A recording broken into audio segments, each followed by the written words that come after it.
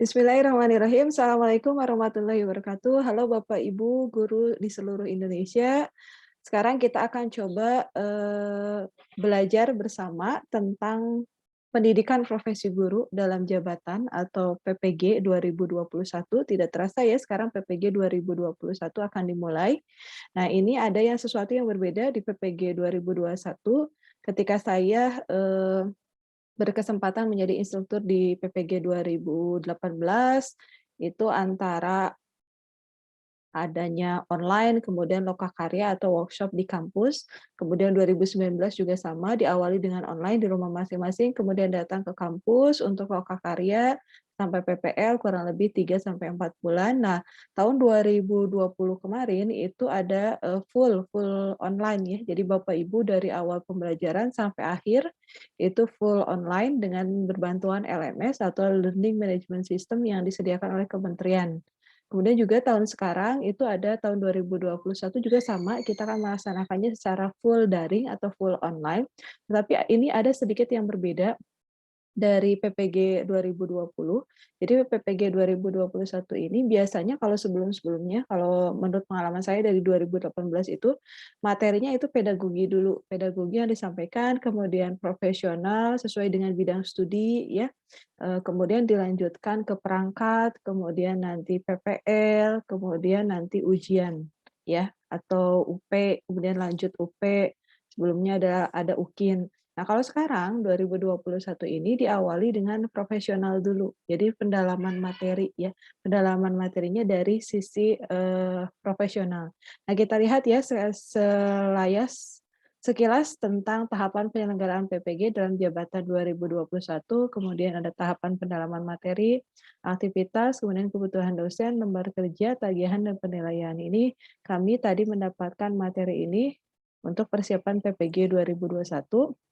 Nah, sekarang kita lihat, ini guru dalam jabatannya. Jadi kita fokus sekarang itu tentang PPG Daljab atau dalam jabatan. Artinya guru-guru atau Bapak Ibu yang sudah mengajar, kemudian memenuhi tahun mengajarnya, kemudian lulus administrasi ya, di sini disebutkan guru dalam jabatan belum bersertifikat pendidik yang sudah lulus seleksi akademik tahun 2017, 2018, 2019.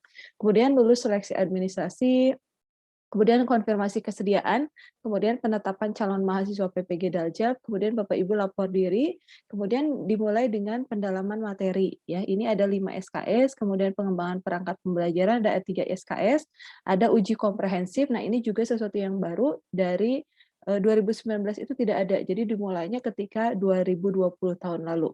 Kemudian PPL di sekolah asal ya, kalau tahun 2018, 2019 itu ditempatkan di sekolah mitra dari kampus penyelenggara PPG ya.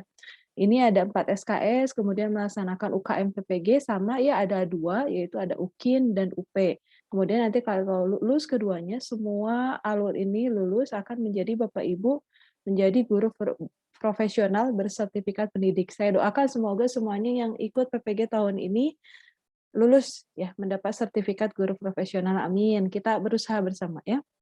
Kemudian kita lihat tahapan pendalaman materi atau analisis materi ajar berbasis masalah. Jadi nanti Bapak Ibu diawali dengan belajar mandiri, nanti Bapak Ibu akan melakukan analisis materi ajar berbasis masalah. Jadi ini berdasarkan modul bidang studi.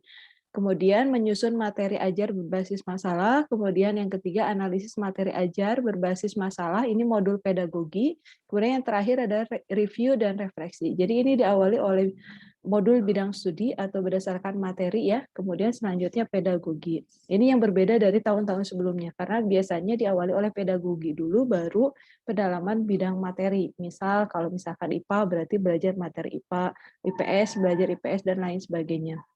Kemudian beban belajar dan waktu. Kalau PPG Daljab tahun 2020 itu pendalaman materinya itu 5 SKS atau 30 hari.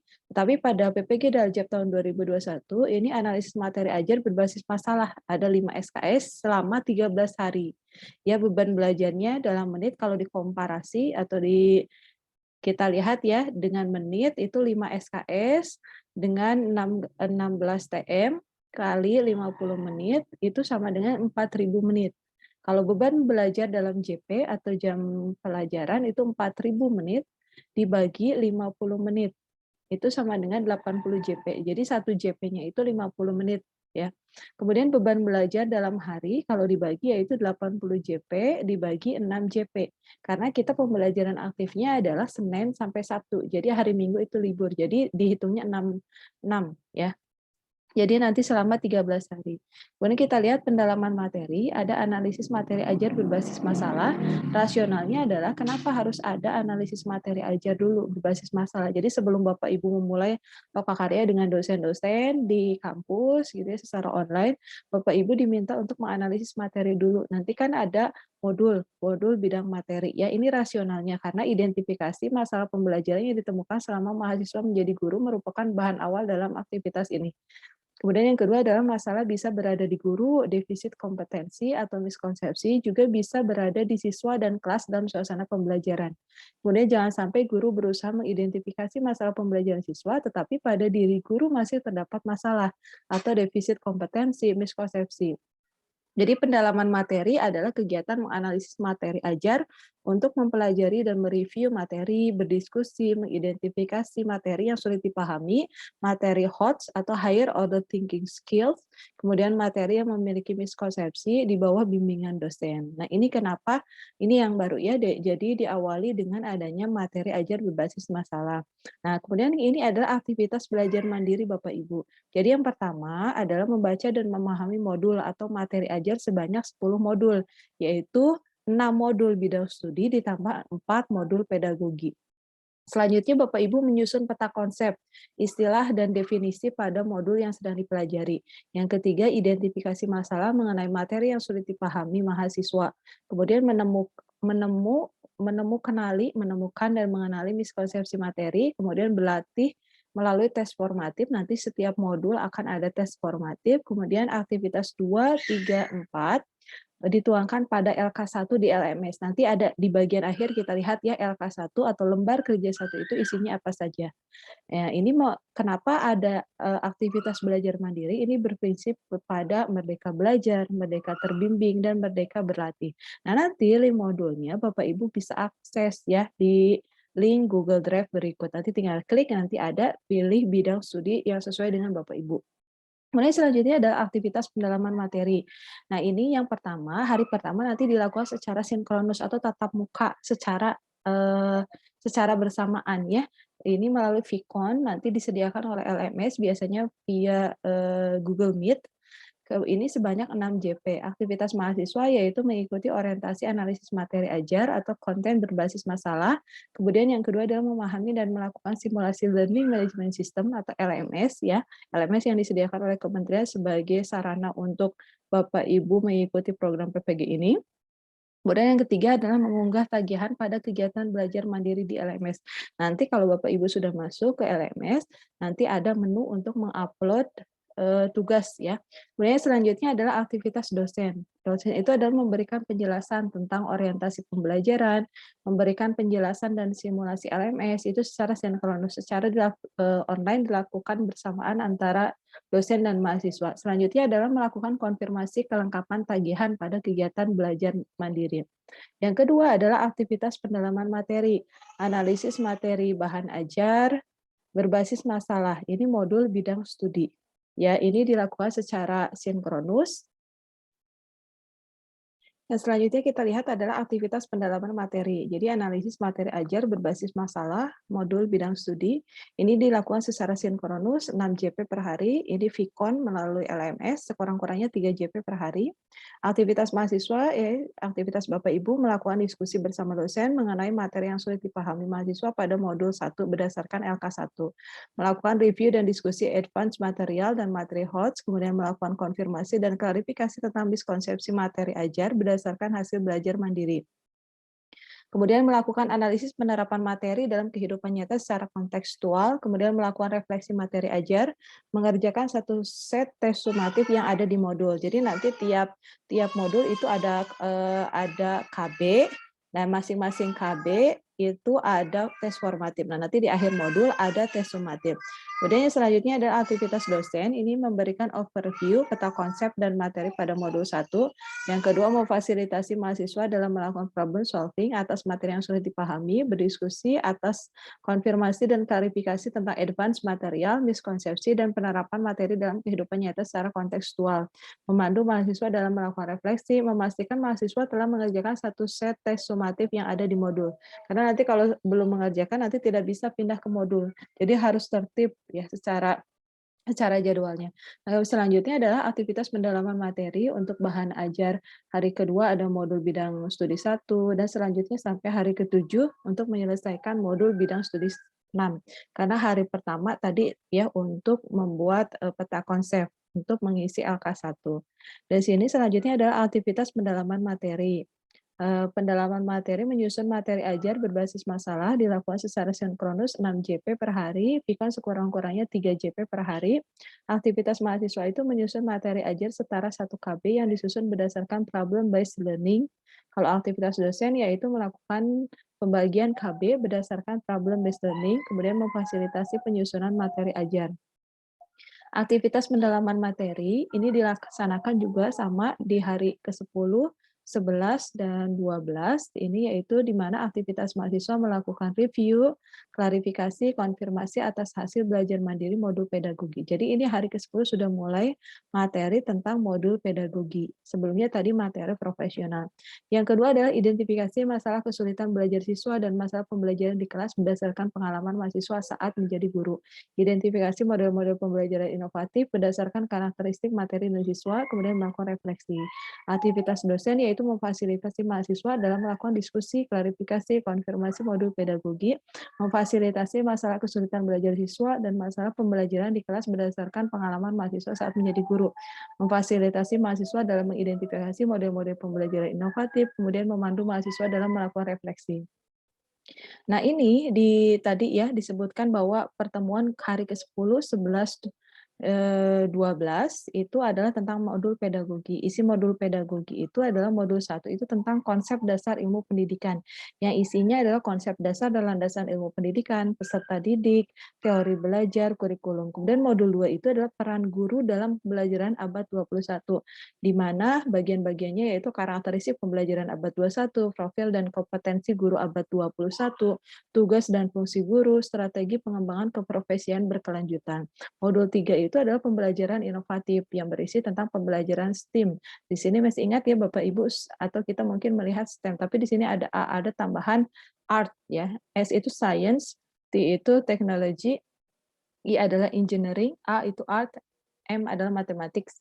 Kemudian pembelajaran neuroscience, pembelajaran digital, pembelajaran blended learning. Itu sesuai dengan sekarang kondisi ya ketika pandemi.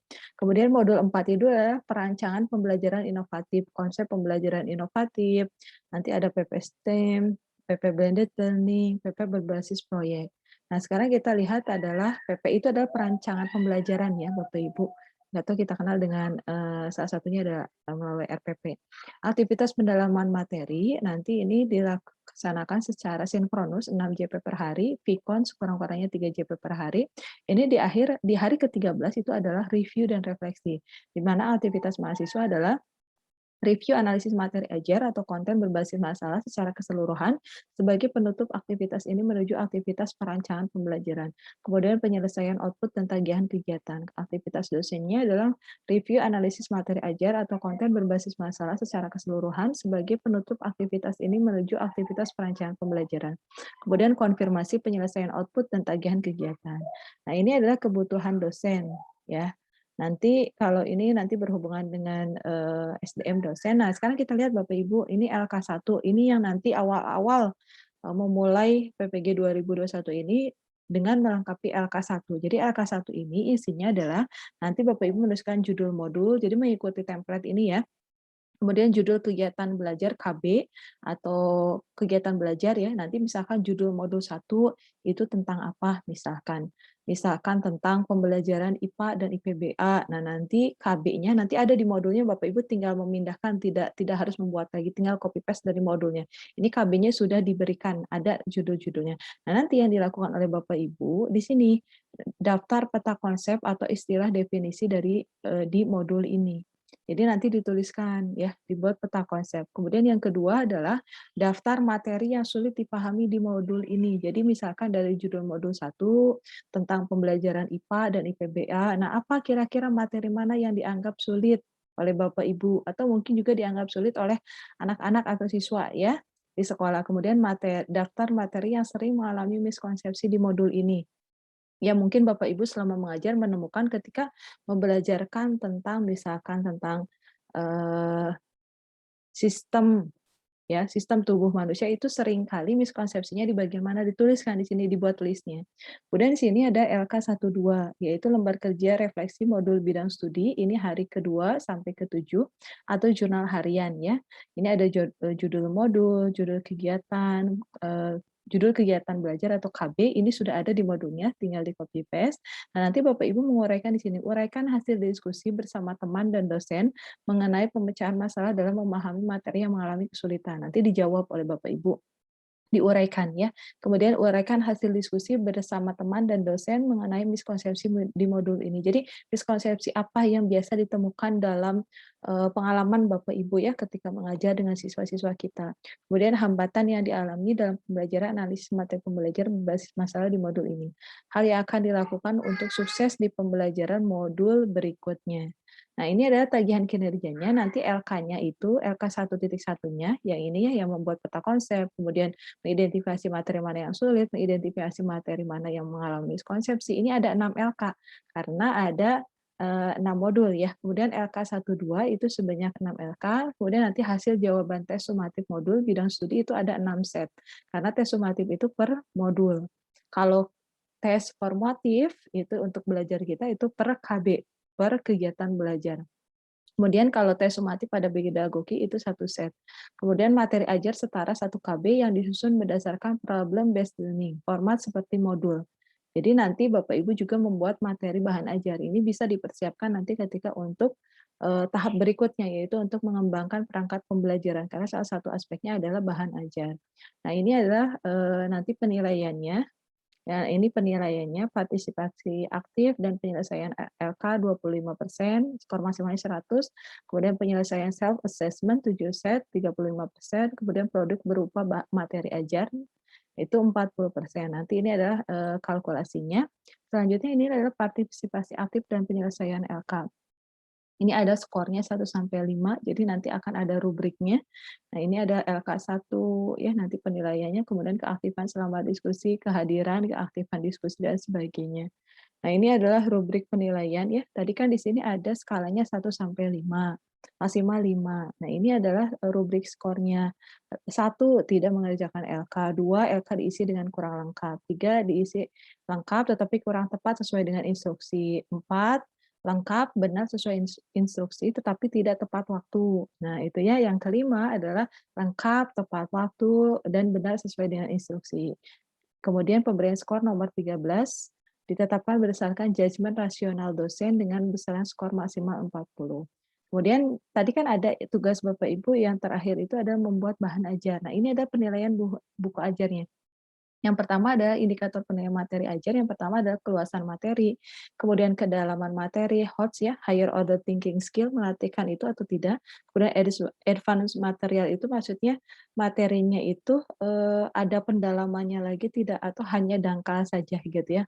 Kemudian kemudahan untuk dipahami, visualisasi dan ilustrasi, dilengkapi dengan gambar-gambar gitu, dan jangan lupa dituliskan sumbernya, kemudian bahasa dan tata tulis. Skor maksimal tiap butir itu 20 sehingga skor maksimal 100. Itu Bapak Ibu tentang penjelasan awal tentang PPG 2021. Semoga tetap sehat, keluarga juga tetap sehat, tetap semangat, tetap lancar semuanya. Semangat dan mudah-mudahan lulus semua ya di PPG 2021. Terima kasih, mohon maaf lahir batin. Assalamualaikum warahmatullahi wabarakatuh.